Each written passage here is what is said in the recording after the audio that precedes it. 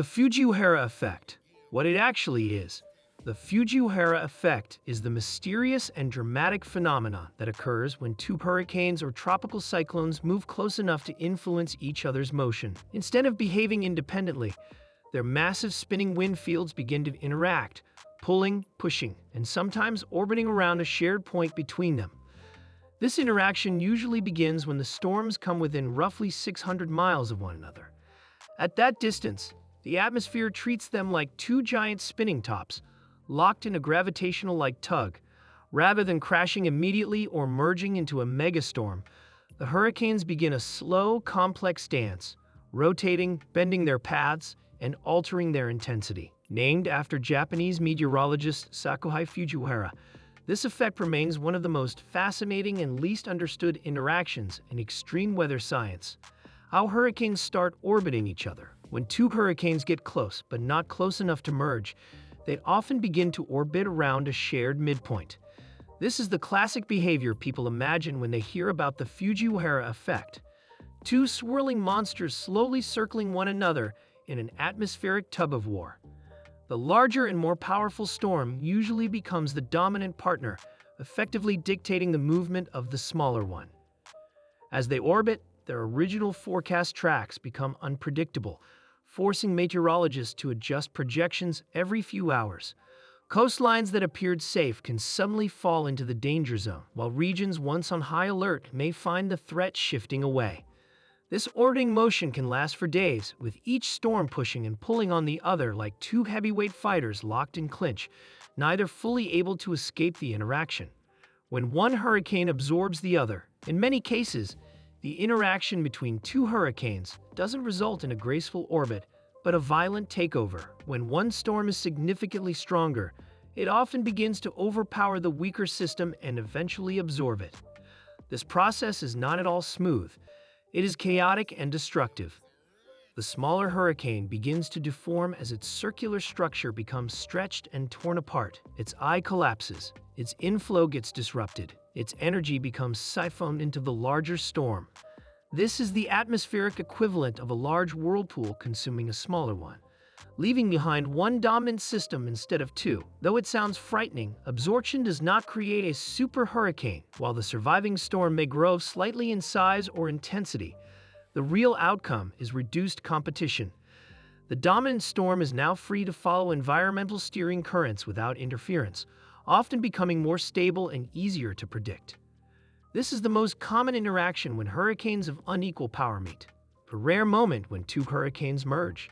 While absorption is common, true merging, when two storms fuse into one combined system, is extremely rare. It requires both hurricanes to be similar in size, similar in strength, and close enough that their cores collapse into one another. When merging does occur, the resulting storm does not suddenly double in power. Instead, the new system may become broader in diameter, slightly more intense, and significantly harder to forecast. The merged cyclone often experiences internal instability as it reorganizes its core, redistributing heat, moisture, and wind circulation. Merging is fascinating because it shows the most extreme version of the Fujiwhara effect.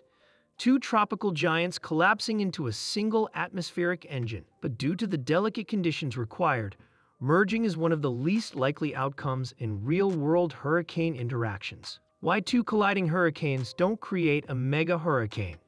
Many people imagine that if two hurricanes collided, they would create an unstoppable superstorm, a catastrophic monster twice as powerful as anything on record. But physics doesn't allow that. Hurricanes rely on very specific conditions to maintain their strength, a delicate balance of temperature, moisture, wind shear, and pressure. When two storms interact, these conditions are disrupted, not enhanced. Their wind fields interfere with each other. Their inflow channels become tangled.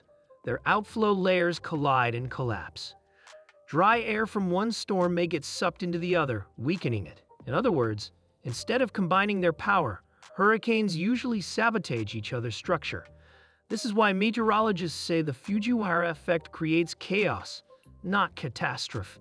The storms influence each other's motion but do not merge into planet-destroying monsters. Real-world examples of hurricane interactions. The Fujiwhara effect is not just a theoretical concept. It has happened multiple times in modern history. One example is the interaction between Typhoon Parma and Typhoon Meller in 2009, where the two storms' mutual pull caused Parma to stall over the Philippines for days, resulting in devastating floods. In 2017, Hurricane Hilary and Hurricane Irwin demonstrated a dramatic Fujiwhara dance in the Pacific. Irwin was essentially dragged westward in a looping motion unusually far from its original path due to Hilary's influence. The Western Pacific sees even more interactions, such as Typhoon Morel absorbing Typhoon Nat in 1991. These examples highlight how two storms can dramatically reshape each other's paths, intensities, and lifespans, proving that hurricanes are far more social and far more unpredictable than we often assume. Could two hurricanes collide near the United States? It is possible, but much less common than in the Pacific. The Atlantic Ocean is smaller, more wind-sheared, and generally less favorable for multiple strong storms spinning simultaneously in close proximity. However, busy hurricane seasons like 2020 showed how quickly the Atlantic can generate overlapping tropical systems. If two storms were to approach the U.S. East Coast or Gulf region at the same time, the Fujiwhara effect could drastically alter expected paths. A storm predicted to head toward Florida might suddenly curve toward the Carolinas if influenced by another cyclone. The Gulf states could find themselves unexpectedly in danger if one hurricane pulls another westward.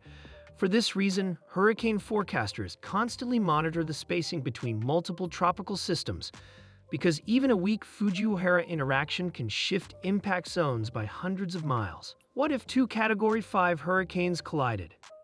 This is the most dramatic scenario people imagine: two Category 5 hurricanes on a collision course. The intuitive fear is that such a collision would create a storm beyond anything humanity has ever witnessed. But in reality, even two Cat 5 storms would weaken each other. Their eye walls would disrupt one another's inflow. Their outflow layers would clash violently.